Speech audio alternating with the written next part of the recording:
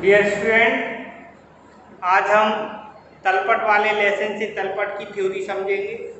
तो तलपट होता क्या है, सबसे पहले तो हमें ये पता होना चाहिए। तलपट ये होता है कि जब हम जर्नल बनाते हैं तो जो जर्नल बनाए जाते हैं, जर्नल बनाने के बाद उस जर्नल में समस्त व्यापारिक सौदों को एक पक्ष में डेबिट किया जाता है और दूसरे पक्ष में क्रेडिट। इस डेबिट क्रेडिट को करने के बाद हम जर्नल बनाने के बाद उसकी खाता बही बनाते। क्या बनाते? खाता बही, यानी लेजर बनाते। तो लेजर में पहले पोस्टिंग की जाती है। लेजर की पोस्टिंग करने के बाद जब हम लेजर की पोस्टिंग कर लेते तो लेजर की पोस्टिंग करने के बाद लेजर की बैलेंसिंग की जाती। ठीक है, बैलेंसिंग करने के बाद जो हमारे तलपट के जो हमारे लेजर के बैलेंसेज आते हैं, उन बैलेंस को हम तलपट में ले जाते हैं। और जब हमारा तलपट का मिलान बराबर हो जाता है, डेबिट क्रेडिट का टोटल बराबर हो जाता है, तो तलपट के मिलान होने के बाद हमें ये ज्ञात हो जाता है कि हमने जो प्रारंभिक बहियाँ बनाई हैं, प्रारंभिक बहियाँ बनाने का मतलब हमने जो जर्नल बनाया है, जो हमने खाता बही बनाई है, इस जर्नल और खाता बही में कोई गणितीय अशुद्धि नहीं। ठीक है, तो हमें क्या पता चल जाता है? कोई गणितीय अशुद्धि नहीं। तो तलपट बनाने का ये पता चल जाता है कि हमारी गणितीय अशुद्धि नहीं है। तो आज हम पढ़ रहे हैं तलपट द्वारा ज्ञात होने वाली अशुद्धियाँ। ऐसी कौन कौन सी अशुद्धियाँ हैं जो तलपट ज्ञात होने पर हमें पता चल जाती हैं। तो हमारा जो टॉपिक है तलपट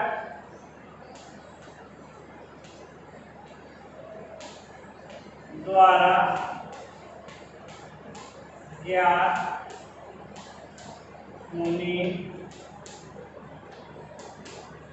तलपट द्वारा ज्ञात होने वाली अशुद्धियाँ।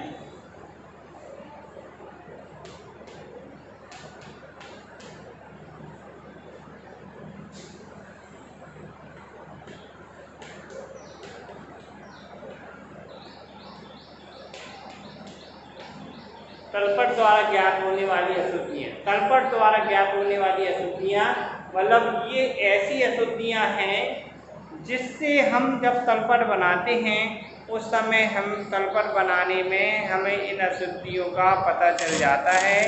इन अशुद्धियों का पता चल जाने से ही हमें ये पता चलता है कि हमें तलपट बनाने में कौन कौन सी अशुद्धियाँ हो सकती हैं या होती हैं या होगी। ठीक है, तो सबसे पहले हम ये देखते हैं कि हमारा जो तलपट बनाया जा रहा है, तो उन्हें हमारा मेन उद्देश्य तलपट बनाने का उद्देश्य क्या होता है? तो सबसे पहला उद्देश्य ये होता है तलपट बनाने का कि हमारी जो अशुद्धियाँ हैं उनके बारे में पता चल जाता है तलपट बनाने से। पहला तो हमें दोनों पक्षों का योग अगर बराबर है तो हमें गणितीय अशुद्धि का पता चल जाएगा कि इसमें कोई गणितीय अशुद्धि है कि नहीं है, इसका पता चल जाएगा। अब अगर हमारा गणितीय अशुद्धि के बाद हमें ये भी पता चल जाएगा कि दोनों साइड का टोटल बराबर है, तो ये माना जाता है कि दोनों पक्ष का टोटल बराबर है, तो हमारा तलपट सही बना है। कुछ अशुद्धियाँ ऐसी होती हैं जो तलपट बनाने के बाद रह जाती हैं, उनको रह जाती तो उनको ज्ञात करने के लिए हमें उन अशुद्धियों का पता लगा लेना चाहिए, क्योंकि वो हमारे अकाउंट्स में वही खाते में बनी रहेगी। तो कुछ ऐसी अशुद्धियाँ हैं जो हमारे तलपट बनाते समय छूट जाती। मतलब तलपट तो हमने बनाया है, तलपट बनाने में कोई एक पक्ष की अशुद्धि है तो वो हमें उससे का पता चल जाता तलपट बनाए। तो वन साइडेड एरर है, वन अकाउंटेड एरर है। तो सबसे पहले हम पता एक खाते में खतौनी की अशुद्धि, पहली जो अशुद्धि है जो तलपट से हमें पता चल जाती है, एक खाते में खतौनी की अशुद्धि। एक खाते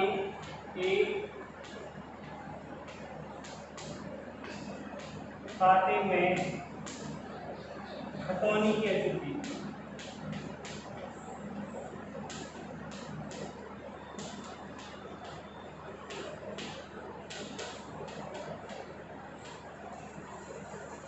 एक खाते में खतौनी की अशुद्धि।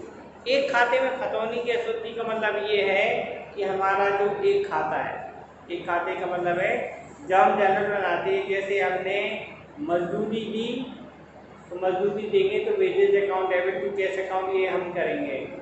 लेकिन क्या होगा, जब हम एक खाते में खतौनी करेंगे तो कुछ चीज़ें ऐसी हैं,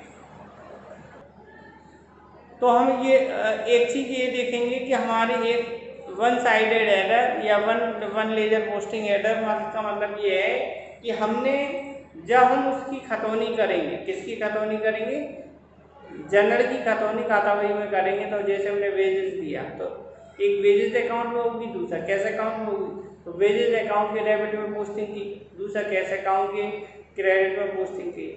तो अगर हमने वेजेस अकाउंट के डेबिट में नहीं लिखी है, कैश अकाउंट में लिख दी है, तो कैश अकाउंट तो मैच हो जाएगा, लेकिन वेजेस अकाउंट की पोस्टिंग ट्रायल बैलेंस में नहीं जाएगी।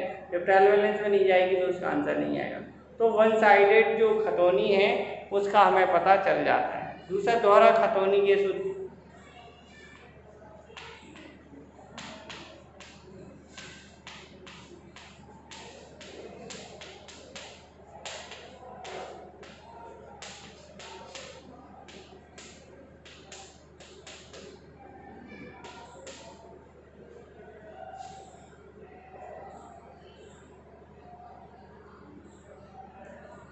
कभी कभी क्या होता है, दोहरा खतौनी की अशुद्धि, दोहरा खतौनी की अशुद्धि ऐसी अशुद्धि होती है कि कभी कभी हम क्या करते हैं, एक बार हमने खतौनी कर दी, एक बार और कर दी, तो दोहरा खतौनी की अशुद्धि। जैसे हमने वेजेस है, वेजेस 100 रुपये दिया, तो एक बार हमने वेजेस में लिख दिया और कैश में लिख दिया, फिर एक बार और वेजेस में लिख दिया और कैश में लिख दिया।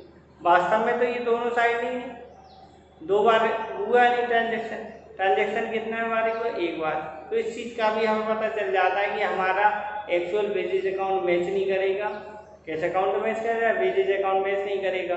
तो इस चीज़ का भी हमें, और हाँ कैश नहीं मैच करेगा, तो इससे भी ये भी पता चल जाता है हमारा कैश से ट्रांजेक्शन में कहीं ना कहीं गड़बड़ी होगी, कैश से हमारा कैश अकाउंट मैच नहीं करेगा।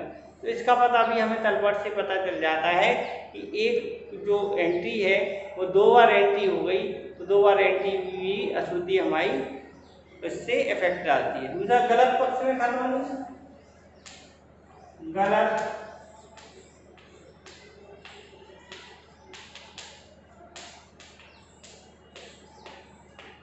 कभी कभी क्या होता है, जैसे कि हमने कोई एंट्री डेबिट में एंट्री लेजर पोस्टिंग करना थी, उसकी एंट्री हमने क्रेडिट में कर दी, तो इससे भी हमारा ट्रायल बैलेंस नहीं मिलेगा।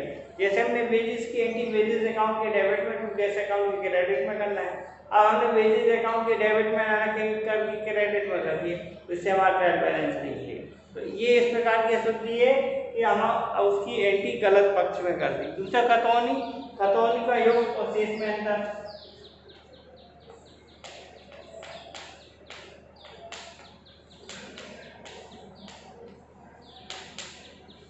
योग व शेष गलत लिखना,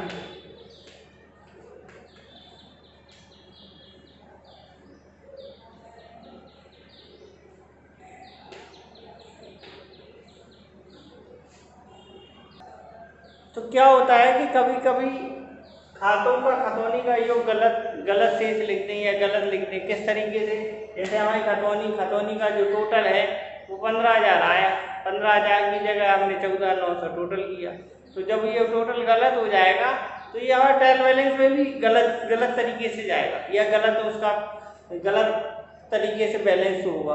जब गलत बैलेंस होगा तो हमारा ट्रायल बैलेंस नहीं मिलेगा।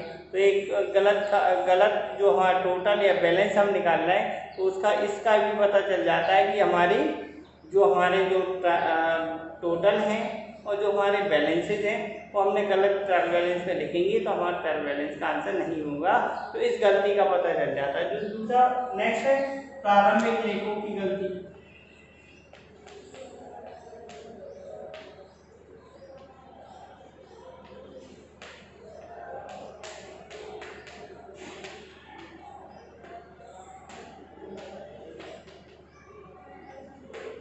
प्रारंभिक लेखी की अशुद्धि का मतलब ये है कि जब हम प्रारंभिक लेखी वो होते हैं जो पिछले साल की हमारे बैलेंस शीट में बैलेंसेज आते हैं, वही बैलेंस शीट के बैलेंसेज इस साल हम जब अपने बुक्स ऑफ अकाउंट में ओपनिंग करते हैं या अपने ओपनिंग बैलेंस शीट में हम उसे अपने बुक्स ऑफ अकाउंट में रिकॉर्ड करते हो तो उस समय जो रिकॉर्ड करते हो वो हमें प्रारंभिक शेष होते।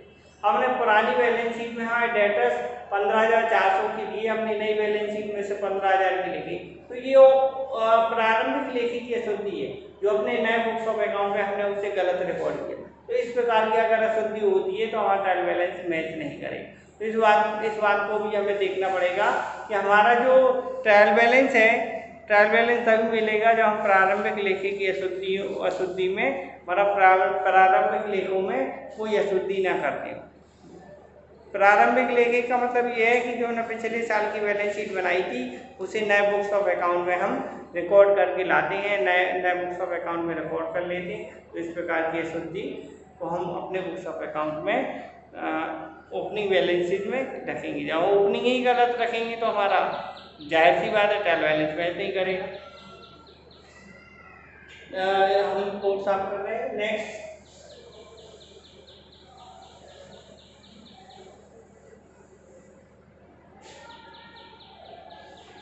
कोई खाता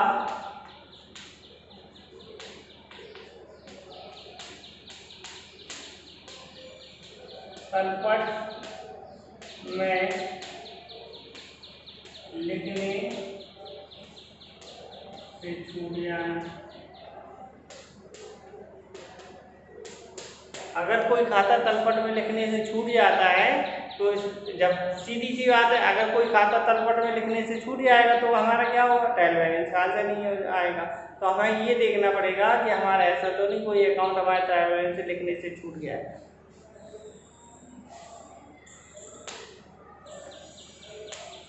केवल एक खाते की गलत प्रविष्टि,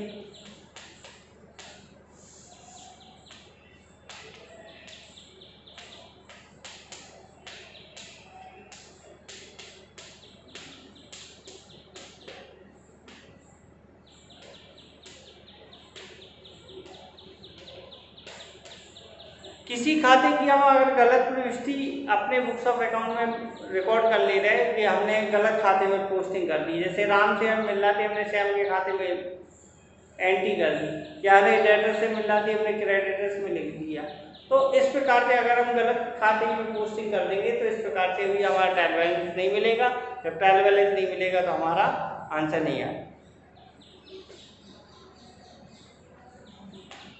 गलत धनराशि लिखना, गलत धनराशि तलपट में लिखना,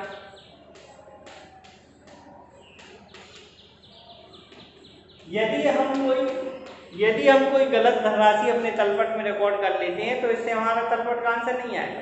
जैसे हमारे लेजर से पोस्टिंग में 10,000 आ रहे हैं और हमने उसे तलपट में ले जाते समय 1,000 शो करा दिया और ट्रायल बैलेंस नहीं मिलेगा।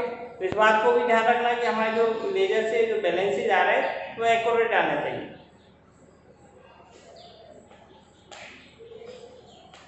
तलपट का योग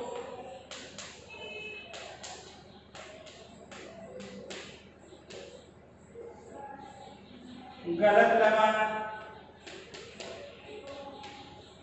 जो आज तलपट है उसका अगर हम गलत योग कर रहे हैं तो उस गलत योग करने से भी हमारे ट्रायल बैलेंस का योग नहीं आएगा। तलपट का योग अगर हम गलत कर रहे हैं तो उसके गलत योग होने से भी हमारा ट्रायल बैलेंस का आंसर नहीं आएगा। तो इस प्रकार हम ये देखेंगे कि हमारे ये सारी चीज़ें जितनी हमने बताई हैं ये अगर इसमें अगर हमारी कोई त्रुटि हो रही या कोई अशुद्धि हो रही तो उससे हमारे ट्रायल बैलेंस का आंसर नहीं आएगा। तो हमारे ट्रायल बैलेंस का आंसर नहीं आएगा तो ये कहीं ना कहीं से ऐसी अशुद्धियाँ होती हैं जो तलपट से हमें पता चल जाती है कि तलपट का आंसर नहीं मैच करेगा। तो इसका मतलब ये माना जाता है इन अशुद्धियों को हम देखेंगे जैसे कि अशुद्धि ना हो। धन्यवाद। कल नेक्स्ट टॉपिक।